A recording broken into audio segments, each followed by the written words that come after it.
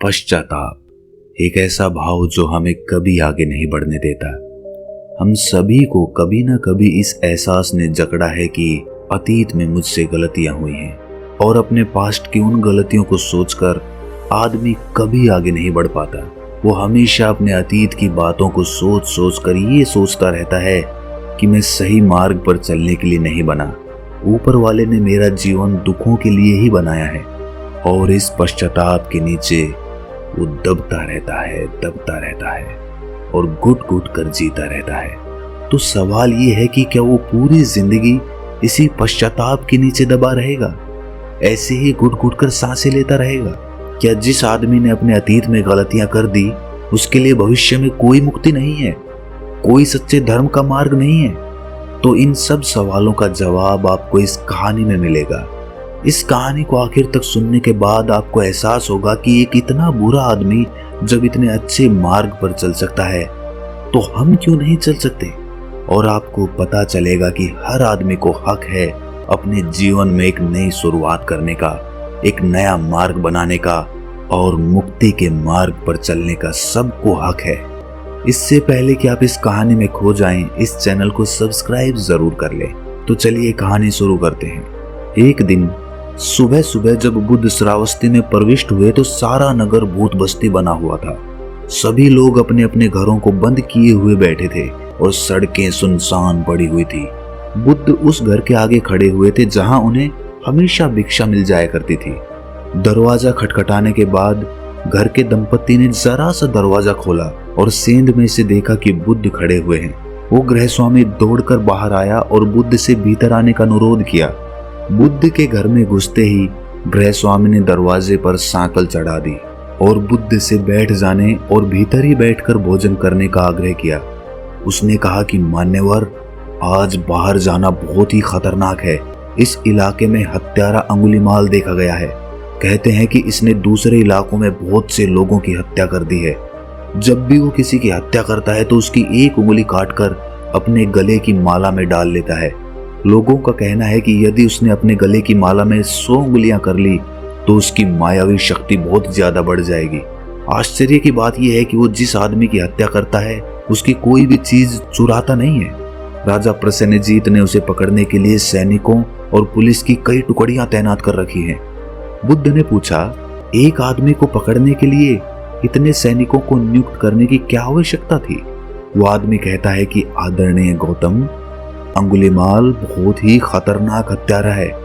उसमें युद्ध करने का अद्भुत कौशल है। एक बार 40 लोगों ने उसे सड़क पर घेर लिया था। उसने अधिकांश लोगों को मार डाला था और शेष लोग जान बचाकर भाग खड़े हुए थे। अंगुलीमाल जालिनी वन में रहता है और कोई भी उधर से गुजरने की हिम्मत नहीं करता। कुछ दिन पहले 20 सशस्त्र सैनिक उसे पकड़ने के लिए जंगल में घुसे थे, किंतु उनमें से 2 ही बचकर लौट सके।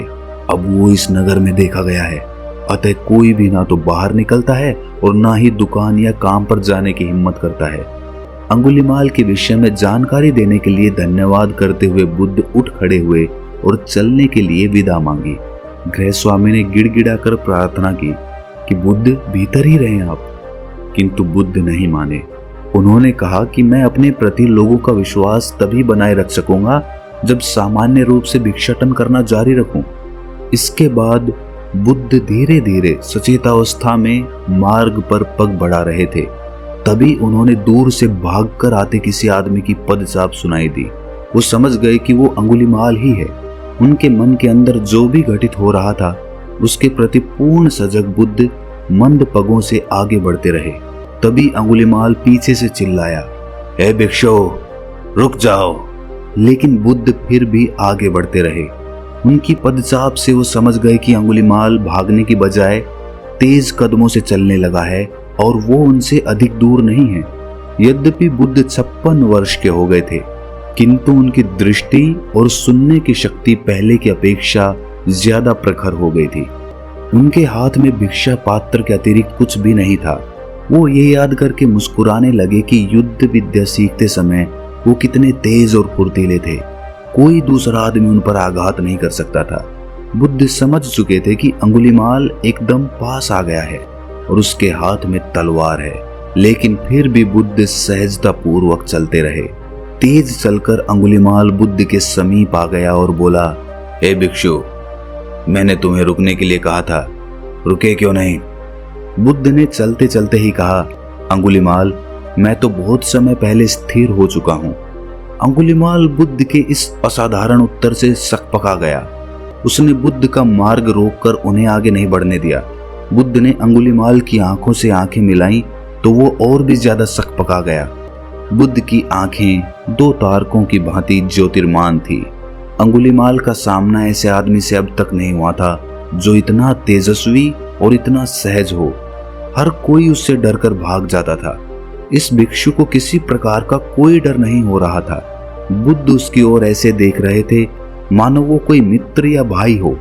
बुद्ध ने उसका नाम लिया था, जिसका अर्थ है कि वो जानता है कि अंगुलीमाल कौन है। उसने सोचा कि निश्चय ही ये आदमी मेरी खूंखार प्रवृत्ति का ज्ञान रखता है। एक हत्यारे को सामने देखकर ये इतना शांत और सहज कैसे हो सकता है? अंगुलीमाल बुद्ध की कृपालु और सदाचारपूर्ण दृष्टि को अधिक सहन नहीं कर सका तो बोला, भिक्षु, तुमने कहा था तुम तो बहुत समय पहले स्थिर हो चुके हो, किंतु तुम तो अब भी चल रहे हो। तुमने कहा था कि मैं ही नहीं रुका हूं, इससे तुम्हारा क्या अर्थ है? बुद्ध ने उत्तर दिया, अंगुलीमाल, मैंने दूसरों को कष्ट पहुंचाने वाले कर्म करना बहुत पहले बंद कर दिए हैं। मैंने मनुष्यों की ही नहीं, प्राणी मात्र की रक्षा करना सीख लिया है। अंगुलीमाल, सभी प्राणी जीवित रहना चाहते हैं, सभी को मृत्यु का डर लगता है। हमें करुणापूर्ण हृदय और प्राणी मात्र की रक्षा करने की भावना जगानी चाहिए। अंगुलीमाल ने कहा, मानव मानव के साथ प्रेम नहीं करता, तब मैं अन्य लोगों से प्रेम क्यों करूं? मनुष्य निर्दयी और धोखेबाज होते हैं। मैं तब तक चैन से नहीं बैठूंगा जब तक सबको मार ना दूं। बुद्ध ने सहजता से कहा, अंगुलीमाल, तुमको लोगों के हाथों बहुत कष्ट उठाने पड़े हैं। कभी कभी तो मानव बहुत ही क्रूर हो जाता है। ये क्रूरता अज्ञान, घृणा और द्वेष के कारण होते हैं, किंतु लोग समझदार और करुणा से भी पूर्ण होते हैं। तुम कभी किसी भिक्षु से मिले हो? भिक्षुओं ने अन्य सभी प्राणियों की रक्षा करने की प्रतिज्ञा ली होती है। उन्होंने इच्छाओं, घृणा और अज्ञान पर विजय प्राप्त करने का वचन लिया होता है।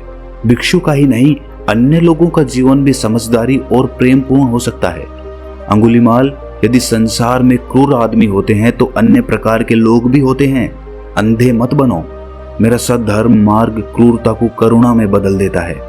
घृणा के मार्ग पर तो तुम चल ही रहे हो, तुम्हें रुकना चाहिए। इसके स्थान पर तुम्हें क्षमा, ज्ञान और प्रेम का मार्ग चुनना चाहिए। इन बातों ने अंगुलीमाल के हृदय में कुछ कुछ पैदा किया, लेकिन इतने सालों से जो वो जीवन जी रहा था वो उस पर फिर से हावी हो गया। उसने आक्रोश में आकर कहा कि हे भिक्षु, तू जानता नहीं है मैं कितने लोगों को मार चुका हूं। मैं कितना बड़ा हत्यारा हूं, इस इलाके के लोग तुम्हें बता देंगे। मैं 100 लोगों को मारने की प्रतिज्ञा लेकर जी रहा हूं और मेरा अगला शिकार तुम ही होने वाले हो। इस पर बुद्ध ने सहज भाव से कहा कि अंगुलीमाल, तुम उस पेड़ को देख रहे हो? अंगुलीमाल ने कहा कि इसमें क्या खास बात है? बुद्ध ने कहा कि इसकी शाखा को तोड़ना तो बहुत आसान है। वो तो कोई भी तोड़ सकता है, एक बच्चा भी तोड़ सकता है, लेकिन उसको जोड़ना हर किसी के बस की बात नहीं है। तुम अपने आप को सबसे अलग आदमी समझते हो, लेकिन तुम लोगों को मारते हो, और मारना तो बहुत सामान्य सी बात है। कोई भी चाकू या छुरी लेकर किसी को मार सकता है, लेकिन किसी आदमी के प्राण बचाना, ये सच में एक अद्भुत बात होती है। अगर तुम अलग होना चाहते हो तो लोगों की रक्षा करो, उनके प्राण बचाओ, ना कि उनके प्राण लो। अंगुलीमाल भिक्षु के शब्दों से बहुत प्रभावित हुआ, किंतु उसके दिमाग में उलझन पैदा हो गई। उसे अकस्मात लगा जैसे उसे चीर कर खोल दिया गया हो और उसके घावों पर नमक लगा दिया गया हो। बुद्ध के मन में ना तो घृणा थी और ना तिरस्कार भाव। बुद्ध अंगुलीमाल को इस प्रकार देख रहे थे जैसे वो उस आदमी को आदर का पात्र समझ रहे हों। तो क्या ये भिक्षु गौतम है जिसे लोग बुद्ध कहते हैं? अंगुलीमाल ने पूछा, क्या आप भिक्षु गौतम हो? बुद्ध ने स्वीकृति सूचक सर हिलाया। अंगुलीमाल ने कहा, कितनी दुर्भाग्य की बात है कि मेरी आपसे भेंट इससे पहले नहीं हुई। मैं विनाश के मार्ग पर बहुत आगे बढ़ गया हूं। अब मेरे लिए उस स्थान से लौट पाना संभव नहीं है। बुद्ध ने कहा, नहीं अंगुलीमाल, अच्छा काम करने के लिए कोई भी समय विलंब पूर्ण नहीं होता। मैं क्या अच्छा काम करने योग्य रह गया हूँ? बुद्ध ने कहा कि घृणा और हिंसा के मार्ग पर चलना बंद करो, यही सबसे बड़ा काम होगा। अंगुलीमाल, दुख सागर बहुत विशाल है, किंतु पीछे की तरफ देखोगे तो किनारा दिखाई दे जाएगा। अंगुलीमाल ने कहा, गौतम, यदि मैं चाहूं भी तो अब पीछे नहीं मुड़ सकता। मैं जो कुछ कर चुका हूं उसके बाद मुझे कोई भी शांति पूर्वक नहीं रहने देगा। बुद्ध ने अंगुलीमाल का हाथ पकड़ लिया और कहा, अंगुलीमाल, यदि तुम अपनी घृणा त्याग दो और सद्धर्म के मार्ग का अध्ययन और अभ्यास करो तो मैं तुम्हारी रक्षा करूंगा। नए सिरे से जीवन यापन और दूसरों की सेवा करने की प्रतिज्ञा करो। ये सहजता से जाना जा सकता है कि तुम समझदार आदमी हो। मुझे इसमें तनिक भी संदेह नहीं है कि तुम निर्वाण के मार्ग पर सफल हो सकोगे। इस पर अंगुलीमाल ने कहा कि हे बुद्ध, आप तो मुझे अपनी शरण में ले लेंगे, लेकिन यहाँ के राजा मुझे मृत्यु दंड दिए बिना नहीं मानेंगे। मैंने इतने लोगों की हत्याएं की है, क्या उसकी सजा मुझे नहीं मिलेगी? इस पर बुद्ध ने कहा कि ये सब तुम मुझ पर छोड़ दो, मैं तुम्हारी रक्षा करूंगा। अंगुलीमाल ने बुद्ध के समक्ष नमन किया। उसने अपनी पीठ पर बंधी तलवार खोलकर जमीन पर रख दी और बुद्ध के चरणों में प्रणत हो गया। उसने अपने हाथों से अपना मुंह ढककर सिसकना आरंभ कर दिया।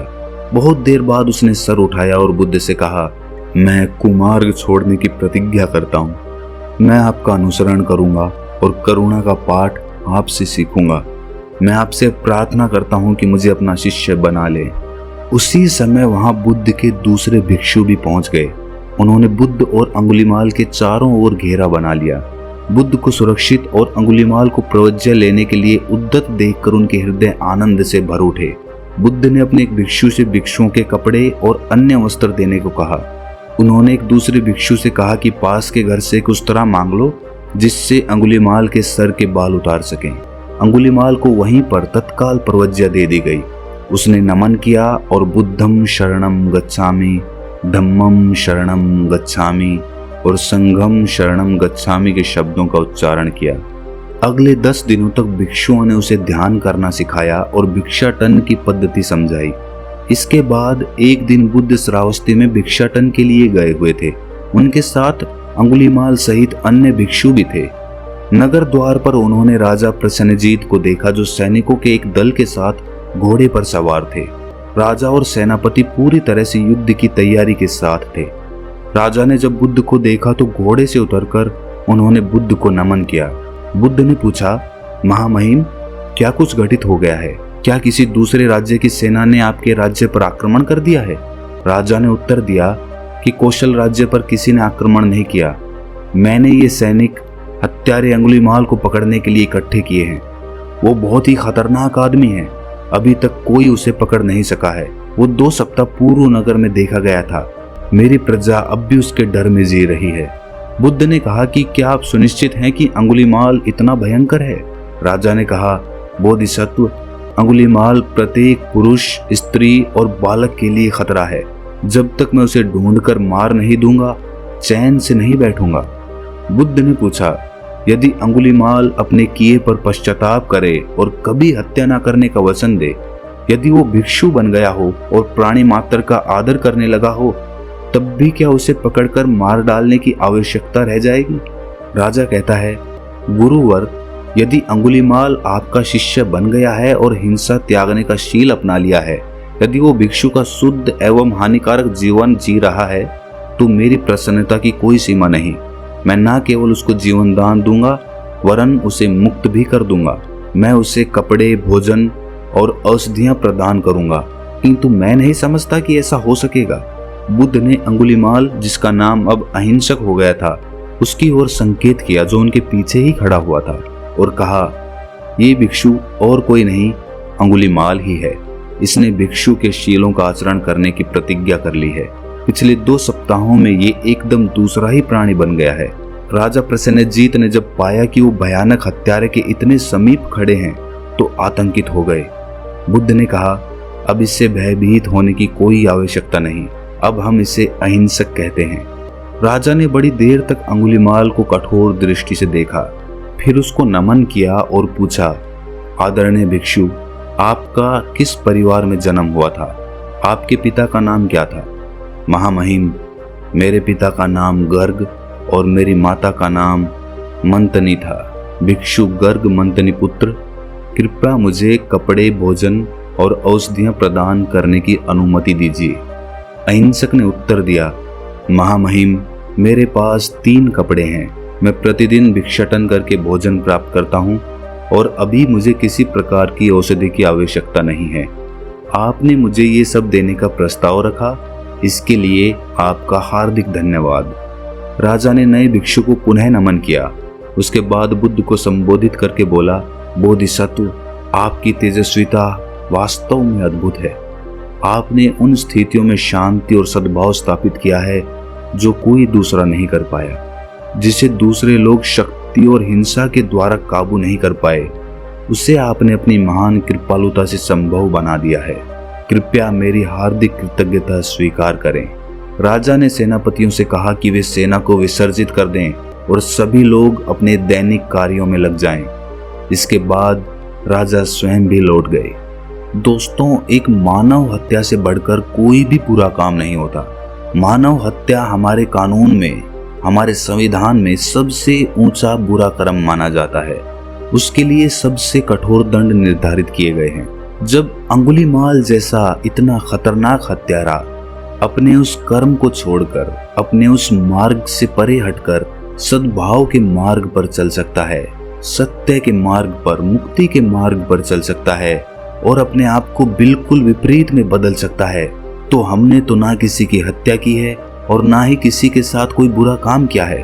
तो हम छोटी छोटी गलतियों को लेकर, छोटी छोटी अपने अतीत की बीती हुई छोटी गलतियां जो अब कोई मायने नहीं रखती, उन गलतियों से पश्चाताप में डूबकर अपना भविष्य, अपना आगे का मार्ग खराब कर देते हैं। इसके विपरीत ये होना चाहिए कि हमें अपने आगे का मार्ग सुनिश्चित करना चाहिए और हमें ये सुनिश्चित करना चाहिए कि हमारा आगे का मार्ग एकदम सद्भाव, स्पष्ट, करुणा और मुक्ति की तरफ बढ़े। तो दोस्तों, कैसी लगी आपको ये कहानी कमेंट सेक्शन में जरूर बताएं और अच्छी लगी तो चैनल को सब्सक्राइब करना ना भूलें।